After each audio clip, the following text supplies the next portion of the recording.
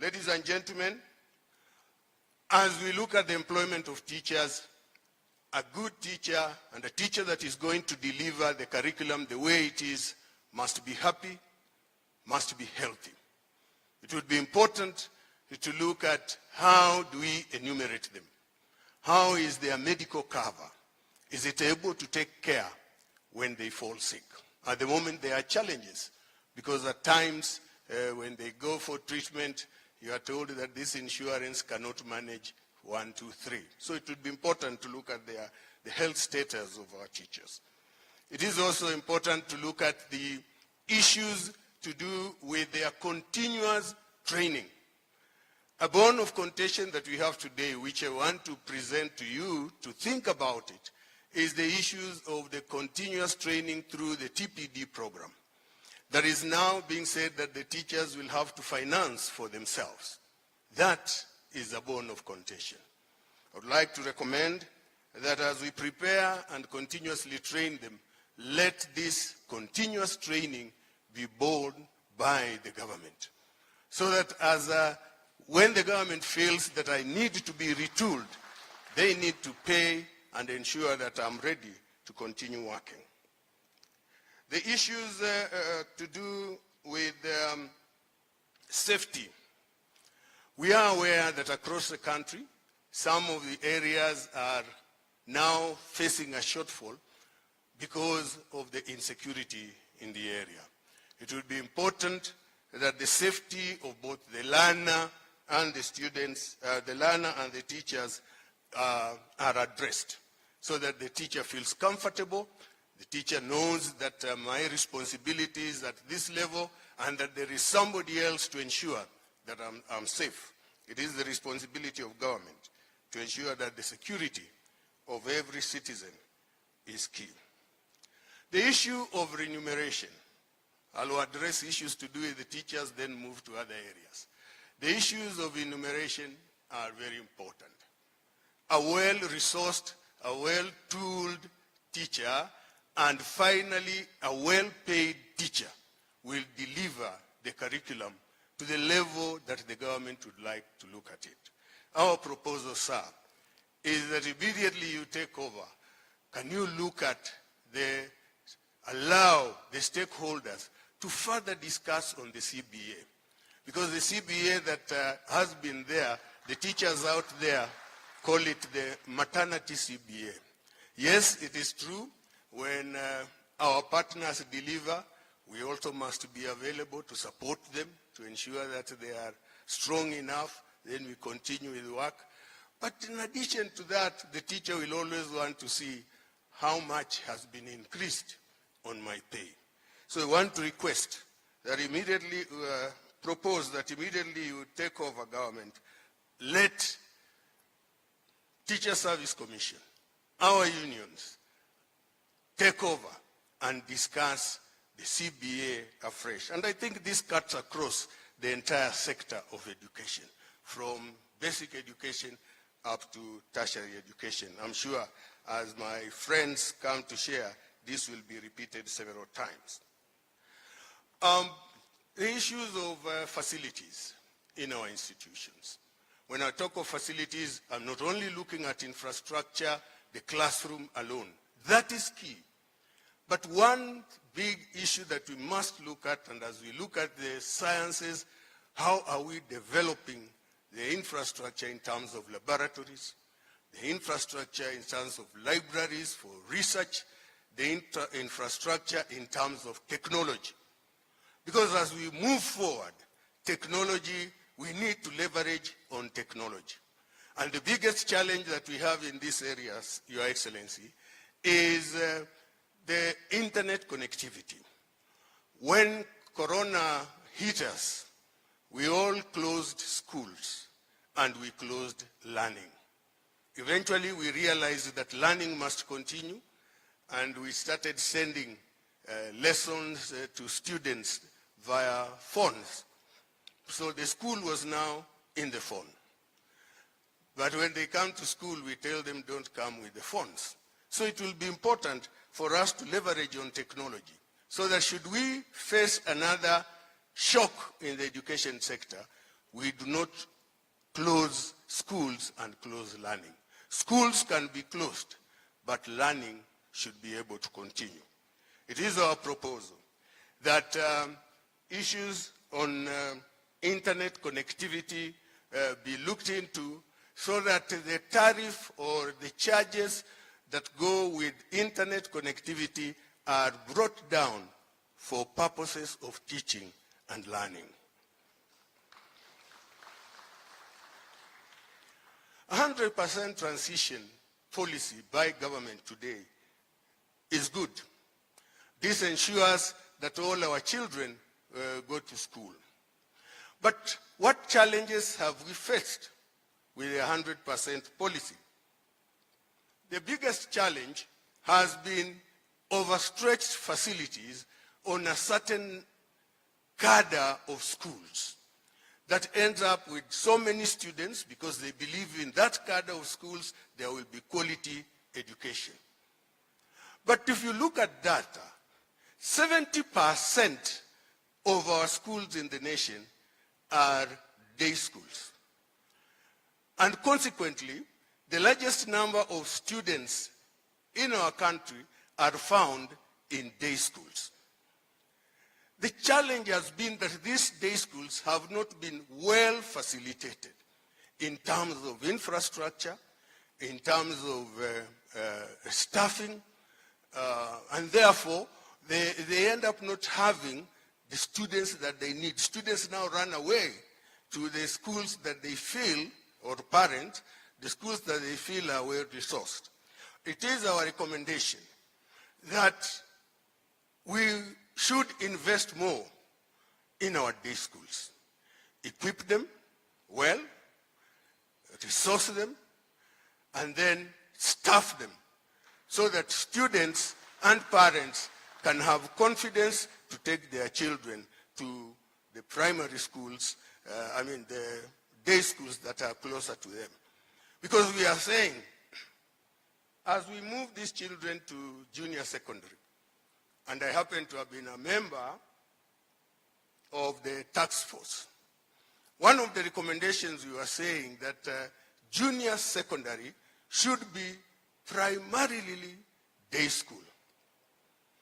But now, with the crave which the Kenyans have for boarding schools, it means that we may not achieve that unless we invest more in our day schools. So for us to achieve it, our recommendations, let us invest more in our day schools.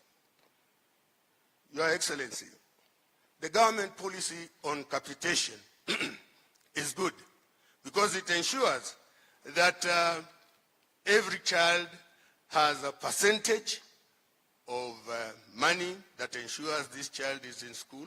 And as I said, in day schools, it would be almost completely free, apart from boarding schools where the parents have to pay for boarding services. So this 100%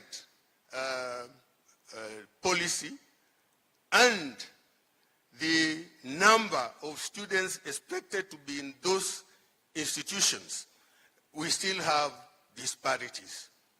And that is what we need to seriously look into to ensure that the policy and capitation is right. And how are we going to do this? We propose, Your Excellency, that when it comes to issues of utilities, and here I'm looking at electricity, water, as I've already mentioned, internet connectivity, and many other utilities that the schools use. Schools are charged for use of electricity at a market price. So you find that a school that is large enough are paying up to about 800,000 per month on electricity. This is a very big chunk. So that even if government is giving capitation, the same government through Kenya Power is receiving this money. And therefore, the schools are left to be challenged. You look at water, the same. You look at sewerage services, we pay very heavily. Our proposal is that could we look at special tariffs for learning institutions? And I'm saying learning institutions because I believe from ECD up to our universities will require this special kind of arrangement. How will it benefit us? One, you may not need to now increase capitation because they are going to be paying less for service provided by institutions of government, Kenya Power, Kenya Water, and all that. When we pay low, then it means the schools, through the capitation government has been given, will be able to have enough money to do other things. And for boarding schools, it will be important to look at how do we cushion these schools with the fluctuating market prices of food items. The grains, maize and beans, sugar. It would be important now, maybe as a policy, that we look at how KCPB and other institutions can come in to sell this commodity to schools at a highly subsidized price. With the large populations that we have, we will buy more. The farmer will have an opportunity to supply to KCPB because there is a ready market in our schools. You will have introduced free feeding programs from ECD and some areas in the ASAL areas, and I believe it will trickle down all the way up to the farmer who is growing this. We want to appreciate, sir, the partners who have come in to support government in ensuring that children go to school through bursaries. I have in mind Equity, KCB, Jomo Kenyatta, very many other organizations, CDFs, individual people coming in to support needy children. As principals, we have noticed that one student can end up benefiting from multiple sponsors. CDF has given this student something. A church organization has given the student something. Maybe the parent was following up with the Equity, and the Equity also sends. So you find this one child benefiting at the expense of a very needy child who has not been reached. So that at the end of maybe a period of 4 years or so, you find a parent coming to tell you that my son has excess fees. And true, the fees is now excess. The next question he says that because it was money for my child and he has now cleared, can you refund? The question has been, whom do I refund? Do I refund the organizations that were sponsoring, or do I refund the parent? And that is why it is important for us to find a way of having a central control system that is robust, that when Elimu scholar from government gives Indimuli the student the scholarship, that data is available somewhere.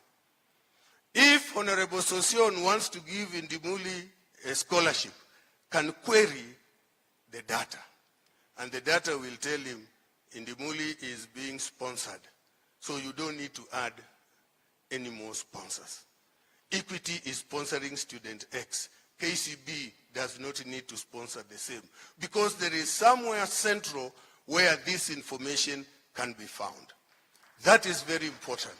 And I'm sure through that we will be able to reach very many needy Kenyan children who are sometimes left out because we were not able to get some of this data on time.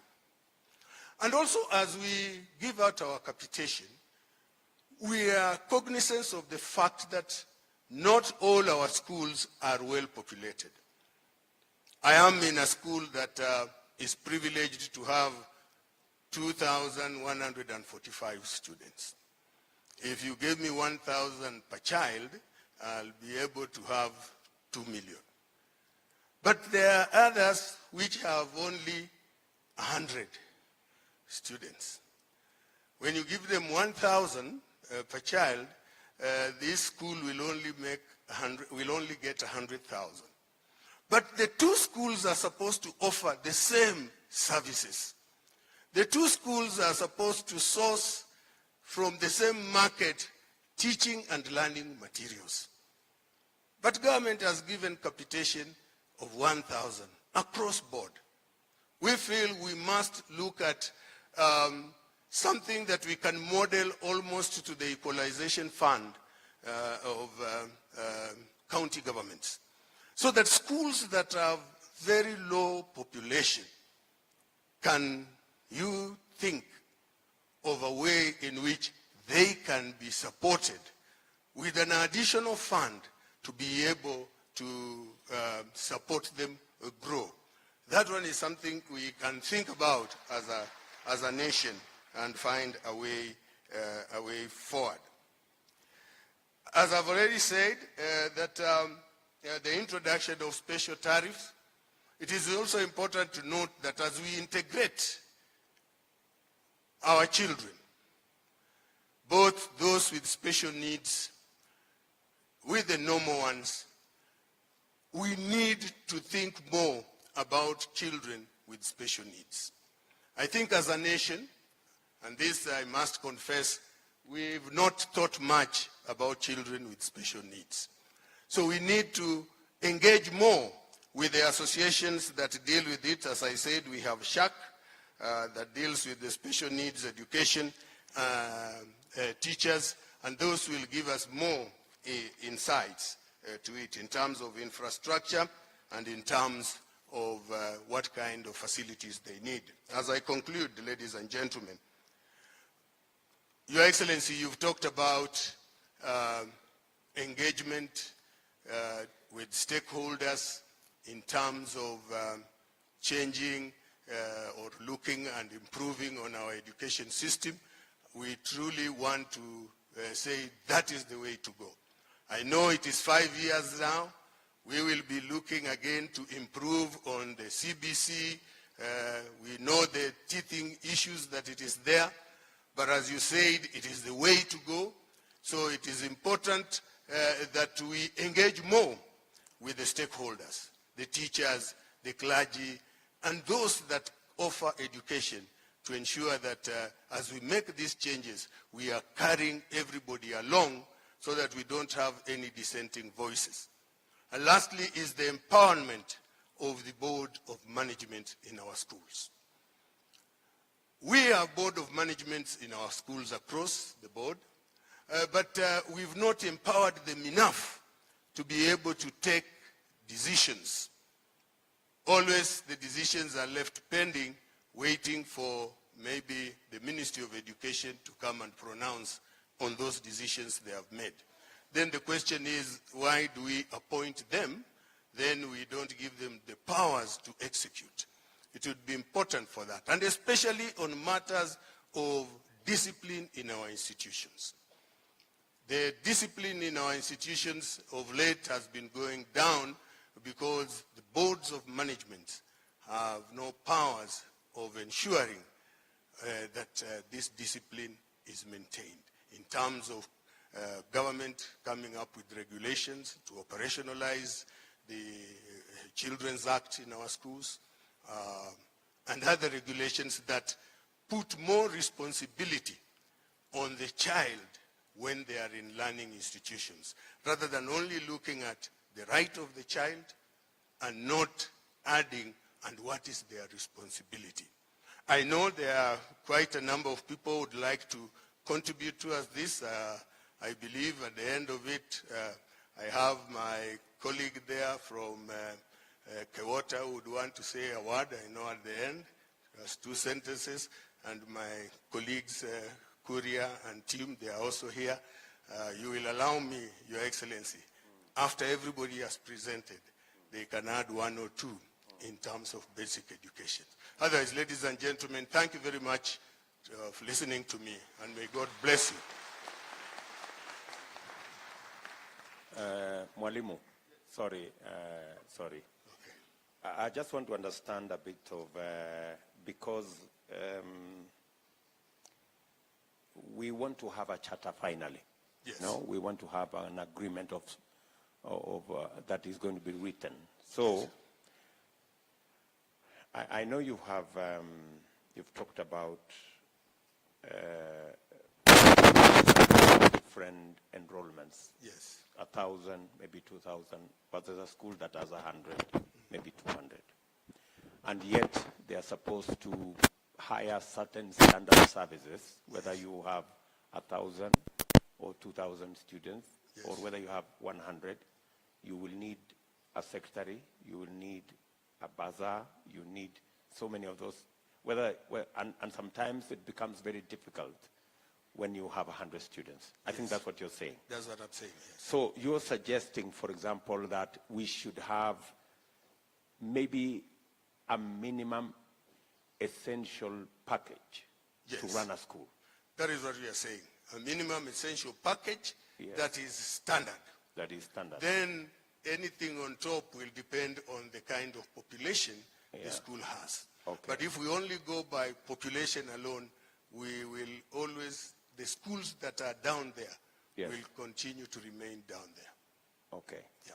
And that is what is contributing to inequality in education. That's why parents are taking their kids Yes. to schools, the big schools, because they can deploy the resources they get better and get quality. Yes. While on the other side, we should be building more access by making sure that we grow the smaller schools. Because if we want to increase access, the smaller schools must be grown. Must survive. Because they will be available. Yeah. They'll be closer to the population. Correct. Children will be closer home. Yes. And the parents will have confidence Yes. to take a child to the school closer, rather than struggling Yes. to take a child to Alliance, Yes. Machakos, Yes. or where, Yes. which will be far away. Yes. So they have to spend on traveling. Yes. They have to spend again more because they have to pay for boarding services. But if we grow the smaller schools, Correct. bring them up in terms of infrastructure, in terms of well-resourced and available teacher, Yes. then the parents will build confidence. So essentially, having a minimum package that is essential for a school to exist and to grow will improve access, because then you're making even the small schools available. Yes. And most of them are largely day schools, so they are cheaper. They are cheaper. So instead of a parent, so it's essentially bottom up. Very true. Very true. They are cheaper, so the people will come. Very true. I totally agree with you. And that is the concept that we are having here. And that is our proposal. Grow the schools in the grassroots. Yes. And you may not need that child to leave that village looking for a school several kilometers away because it is well resourced. Correct. Yeah. So on again the matter of infrastructure. Yes.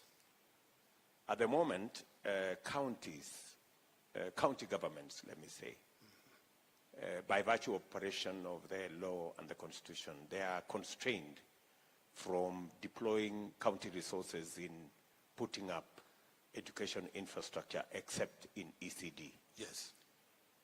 Would then be your suggestion that maybe we can open up, the counties, where counties feel that there is pressure from the public and the resources from national government are not adequate. We can open up the county government space for them to deploy county resources in putting up school infrastructure. That one is true, because though the law has indicated that county governments are only dealing with ECDs and I think another sector there. But the same law allows for public participation. If the governor and his team engage in public participation and the public is telling them that school A in our area really requires extra classrooms, I think through public participation and is agreed, the county government should be allowed to help in building the infrastructure. That should be a way to go, so that we are building these things together, both the county government and national government, so that nobody looks at it as a governor. I don't say that is not my responsibility. Yet, the children are local. The children belong to that county. Yeah? So if as a county government we are saying secondary school A, and allow me to use school at home, maybe Honorable Musalia would understand it better. Ivona Secondary School is a day school.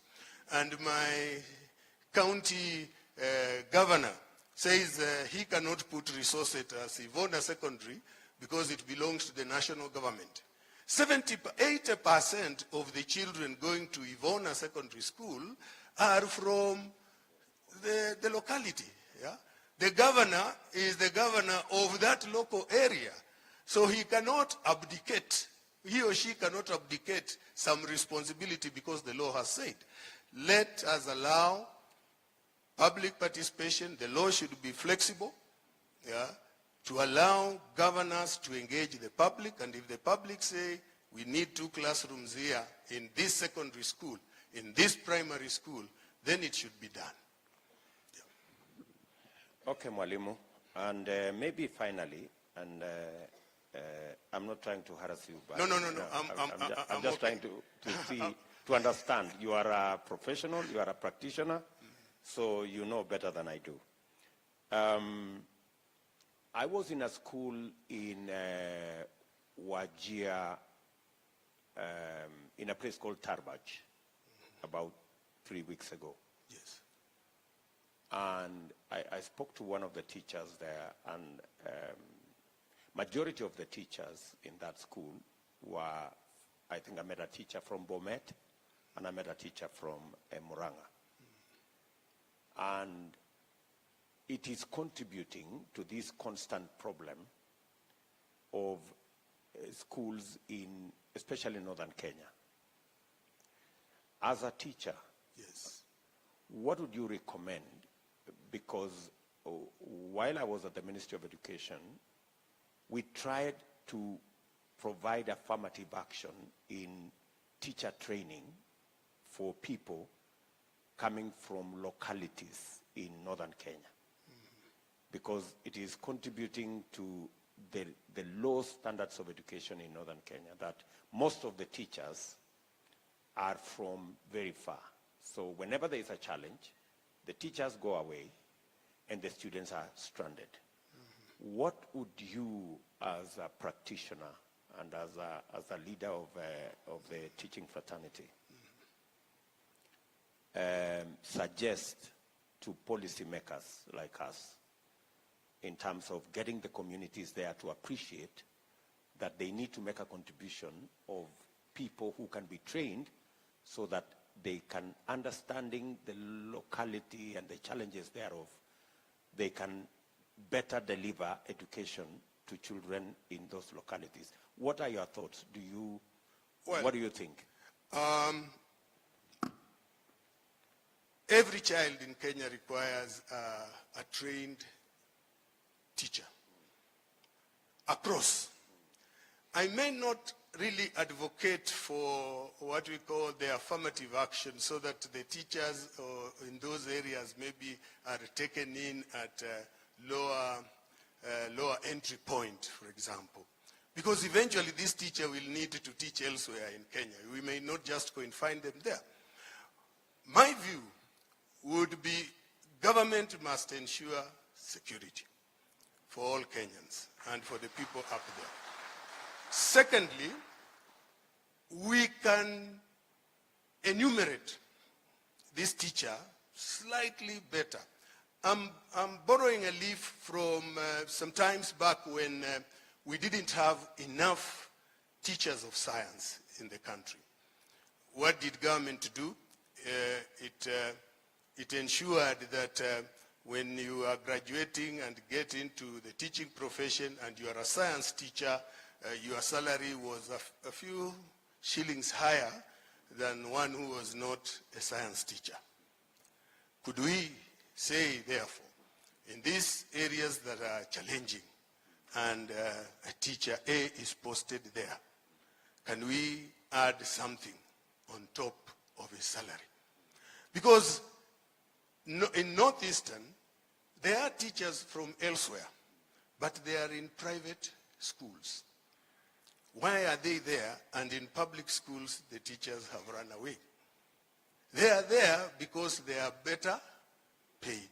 So we do the same here. Yeah. So, precisely, that was, I was asking that question. So the affirmative action is in paying a little bit more. A little bit more.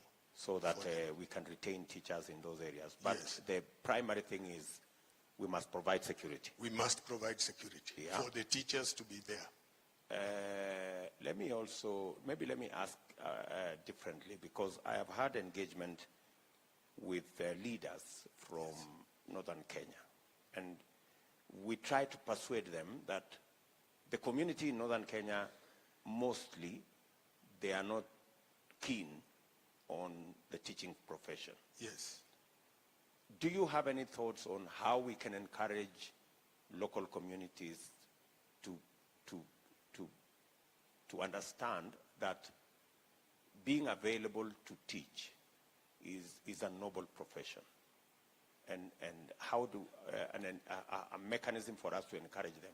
Maybe the one you have suggested on maybe paying them better would work. Or even we can look at for children in that area. The government can get out of its way and say, children from Northeastern who have qualified and are going to take education to become teachers, they will go into training fully funded by government. Yeah. So that they don't have to pay anything. It's an incentive to them because they'll feel, okay, now I'll go to the university, study, and I'll not pay. And I'll not be charged even later to pay. Let it be like a full government-sponsored scholarship for them. But what I'm not agreeing is we can't lower the grades for them. Thank you. Yeah. I fully support what you're saying, Mwalimu, that lowering the grades is not an option. Yes. What we can do, and maybe I can speak of my own experience. I went to Lamu and Tana River, and I've had to sponsor personally 100 teachers to go to college, so that they can go back and be teachers in the same area, in the locality, because they understand the locality is better. So maybe we can open up opportunities for people who want to train as teachers from those areas, and look at a mechanism where we can provide bursaries so that we can encourage more people from those localities with challenges to turn up for teaching.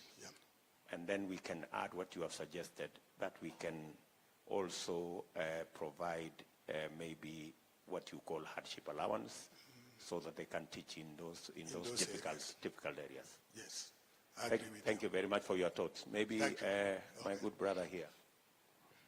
Mwalimu. Yes. My name is Moses Wetangula. I went to a day school. Yes. From Form 1 to 4. And I agree with you that there is no difficulty at all in people succeeding through day schools. Now, some 1-2 years ago, or probably 3, there was a big shakeup of teachers being uprooted from one region to another, from one county to another, in a process called delocalization. And the complaints I've been having is that this has split families, has created a lot of difficulties, especially for elderly teachers. A man of your age is uprooted from home and taken 200, 300 kilometers away without a family. You now have to live a bachelor life and so on. How has this impacted on the production from these teachers? And going forward, what would be your thoughts in how to deal with this situation? I once visited TSC and I was told by senior officials there that they don't want to have teacher couples teaching in the same schools. Yet when we were going to school, and those days were missionary days, you found there was a white man and his wife in the same school, teaching very well without any issues and making us pass exams. What do you think we need as Kenya Kwanza government to address this issue so that teachers are not only well remunerated, but they also are comfortable in their family lives and therefore more productive? Thank you. That's a very good question, and it's something that has been very emotive. Number one, a teacher is a national resource. A trained teacher is a national resource. I believe that the right point of we wouldn't like to use the word delocalization. The right time to nationalize this teacher is at the point of employment. Because the teacher is younger, the teacher is energetic, and is ready to venture into various areas. I take myself as an example. When I graduated in 1986, my first posting was on Rusinga Island. Rusinga Island. I was a Luya there. There was no other Luya. There were Luos. So I was interacting with parents who could not even talk Kiswahili. When I became a deputy, I was forced to learn Luo, so that I'm able to communicate. But today, when I was moved to Machakos, I've now taken 4 years. I cannot communicate in Kikamba because of my age. You see? So the right point of place of nationalization is at the point of employment. The teacher will interact with the local community there. The teachers are energetic. They will venture. They will end up marrying, and it will also help in integration. So that as the teachers become older, they are moved closer home. That is what I would feel. So that when you reach 55 years, the employer should now start thinking of taking you closer home so that you can take a rest instead of traveling very long distances. That is why, as you said, in some cases, those who are delocalized were demoralized, and it contributed to a little bit of, it affected their performance. It is only those who maybe had an experience of working away from home that did not feel it much, though they felt it. So if we nationalize the teacher at the point of employment, it would be much better than having allowed the teacher to work at home, grown there. So, then, of course, when it comes to issues of management of our institutions, then again, we need to think, because the issues of management, a good manager would be available for the country. Yeah? So maybe at management point, and we need to look at the age at that point of management. If you are moving somebody at the age of 55, though a good manager, that becomes a challenge psychologically, spiritually to him. But if this manager is around 40 years, you can easily move. So 2 points, at the point of employment, at level of management, but at management, we look at the age. Yes. So Mwalimu, I think that's a very important, and you've said yourself, it's a rather controversial issue.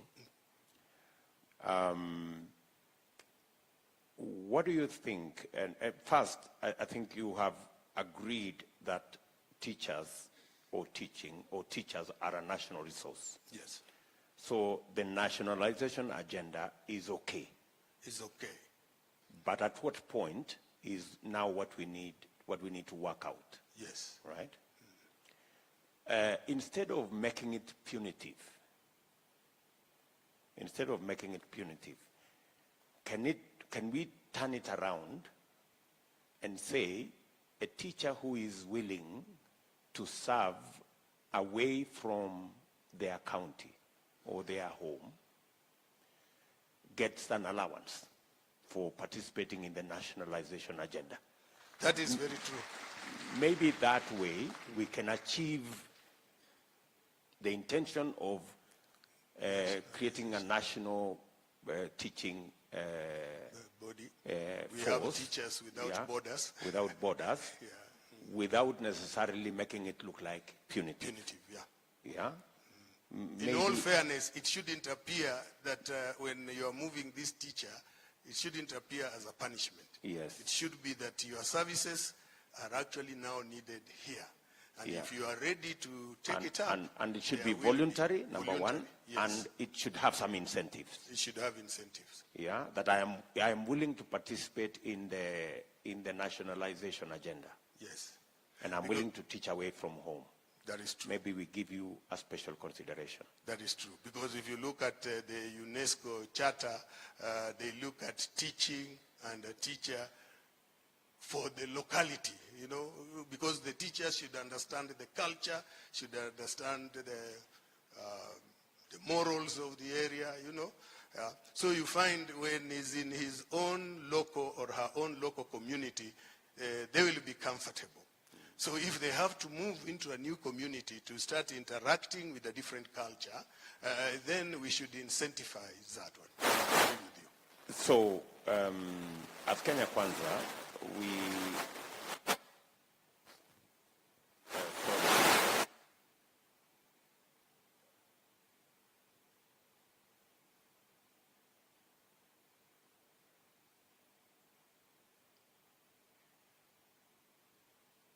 Mike.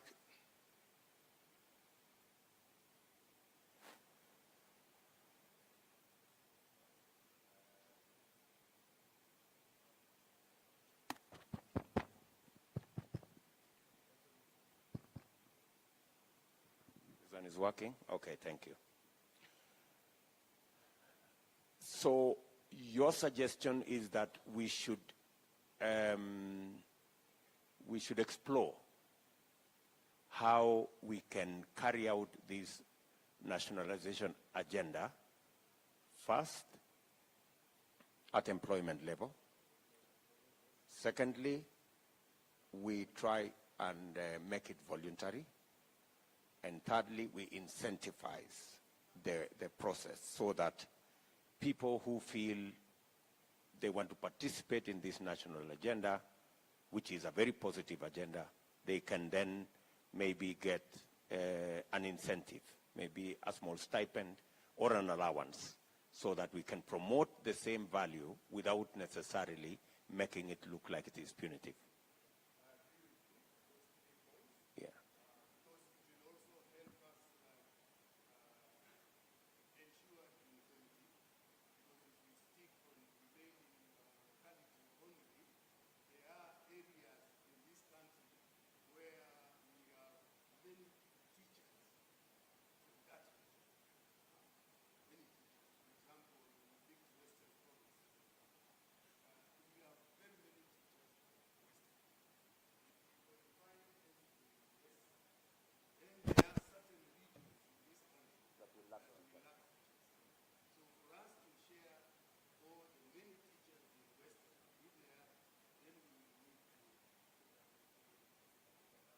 agree with you.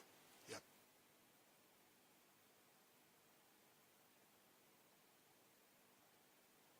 On again. Can you hear me? I can hear you. Ah, okay. Ndimuli. Yeah, yes, we come from the same village. Thank you for that. Yes. One, slightly deviating. As the head of the Heads Association and a practitioner in matters of education, there is something that is interesting, and we need to just get some clarification. What is the level of the crisis of drug abuse in... Hello? Okay. Yeah. What is the level of the drug abuse crisis? And two, what measures have educational institutions been putting in place to deal with the drug menace? And three, we have seen in the political arena, there are some people who are now masquerading on the basis that they will allow a certain form of drug to become commercialized. This is a very serious matter, I believe. But as a practitioner, Yes. what would you want to say about this, and what are the dangers that we are looking at? Thank you very much. First of all, as I said, we have boards of management that need to be empowered to perform their mandate. One of their mandate is ensuring a disciplined institution. Today, our biggest challenge in schools, and especially secondary schools, is the issue of drug and drug abuse. And the biggest drug that is abused is cannabis, bangi.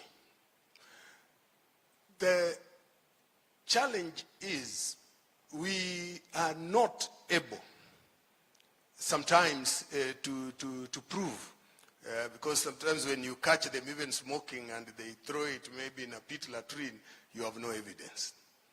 And the law will always ask for evidence. And that is why, as Kenya Secondary School Heads Association, we started a debate that we want random drug testing in schools. I know people don't like it, but we will need to take that bold step. Because if we can subject our sportsmen and women to random drug testing, when they are off events or within season, they are tested. And if they are found culpable, they are maybe banned for 4 years, isn't it, or more. Why are we finding it very difficult to look at our laws and change and make it mandatory? Because that is the only evidence we can have to sanction a child. But the issue of drugs is real. But we have no laws that are helping educational institutions to fight the menace. The only thing we will have is we suspend. When we suspend, they will come back. If you want to isolate them from the school, the process is laborious. And the Education Act goes ahead and empowers the minister to ensure that all school-going children remain in school.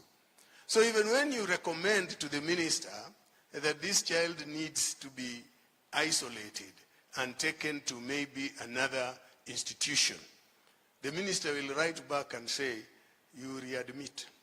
Because the law also does not allow him to isolate children. What are we proposing? We have been saying we must reintroduce and build the capacity of our Boston institutions, where this way children in drugs, children whose discipline is just wayward, can be taken to those institutions where they can continue learning and measures of discipline are undertaken, so that we leave the regular schools to manage the regular students. Those that have already proved to be unmanageable, then the teachers have no capacity to manage them. Let them go to an institution where we have people trained to manage such students and at the same time allowed to continue. So when we recommend as principle, isolate this one from this community, we expect government to now pick that student and take that student to an institution that can now manage him better or her, but allow the students to continue learning. So that is the challenge we have been having, but it is a big problem. I know one parent asked me just recently when we were dealing with the case, and he asked me, now Mwalimu, when somebody takes over and this is going to be grown, what will you do when they smoke? I said, I'll wait until he takes over and allows people to smoke. But if he does not allow people to smoke, we shall still punish those who will smoke, because he will only have a policy of growing, but not smoking. Thank you. Mwalimu, sorry we've taken too long with you. No, it's okay.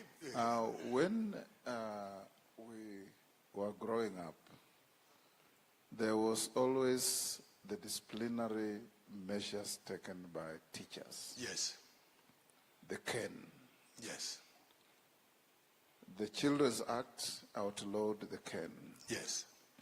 And I keep receiving parents when I'm at home who say, Mheshimiwa, my child is looking like he's going astray. I want you to help me take this child to school for the teachers to punish him for me. And he's still looking for the cane.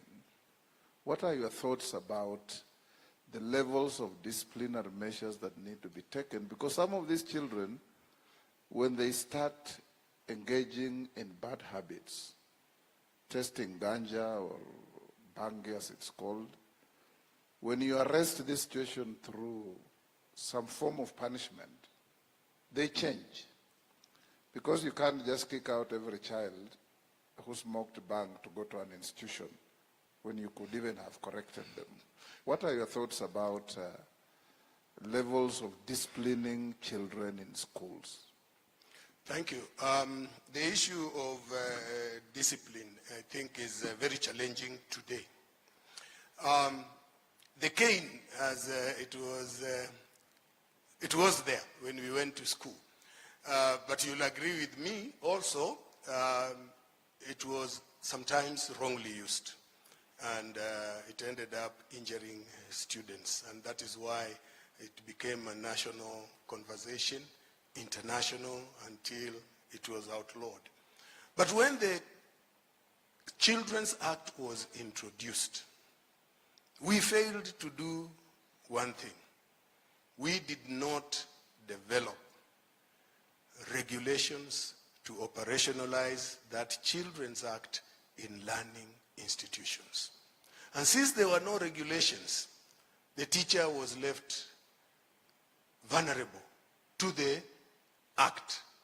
So that even if I slapped the child or I quarreled the child, they are all classified as corporal punishment. So that has made it very difficult. And parents and the children know that I cannot be abused, I cannot be slapped, I cannot be caned. And when I'm caned, I raise it up with the Teacher Service Commission. Teacher Service Commission follows the law, you will be interdicted. So we need to first operationalize that. Secondly, the guidance and counseling issues, we are always told guide and counsel. But guidance and counseling is not one-off. It is a process. That process takes time. The teacher in charge of that department also has another teaching load.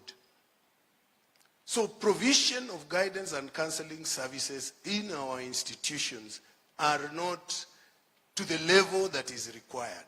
Because those given that responsibility have the other teaching subjects which they need to attend to. So they spare very little time, maybe at games time. That is not enough. Yeah? So it would be important that as we strengthen this guidance and counseling, maybe government can employ professionally trained guidance and counseling people attached to the school, and let the teachers do their responsibility to teach their subjects they trained in. But we have professional counselors within the institution. Thank you very much, Mwalimu, for your wealth of Thank you. ideas. I think the takeaway we get from you on that particular subject is maybe we need to look at the Children's Act regulations, Yes. and to see how it can be customized in schools, Yes. to help the teachers assist the students to, especially on matters of discipline, in a manner that the parents and the teachers are involved, so that we can have discipline in schools. Good. Without necessarily bringing back all the cane issues and all the other things. I think there could be other mechanisms that can be put in the regulations that can assist schools to run better, especially on matters of discipline to students. True. Thank you. Yeah. Thank you very much. Thank you. Thank you for listening to me. Thank you also. It's an honor to engage with Your Excellency and with the party leaders. You know, sometimes we can wave from far, but this kind of... thank you very much, and may God bless you.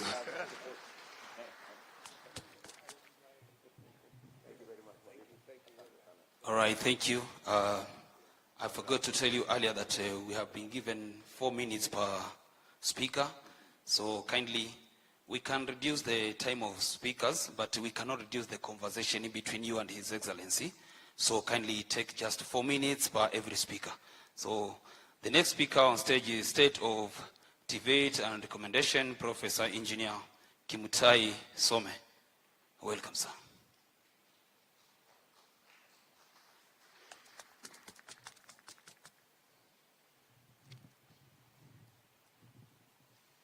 Good morning, everyone. Afternoon. Your Excellency, I feel like saying number 5. Guests, I want to take over from the presenter, because when the students leave basic education, this is where I'm going to talk about TVET, university, and research. The higher education sector is the main force that drives knowledge and skill development. It does research and it does innovations. The sector has challenges that have made it not meet that full potential. It continues to grapple with inadequate number of institutions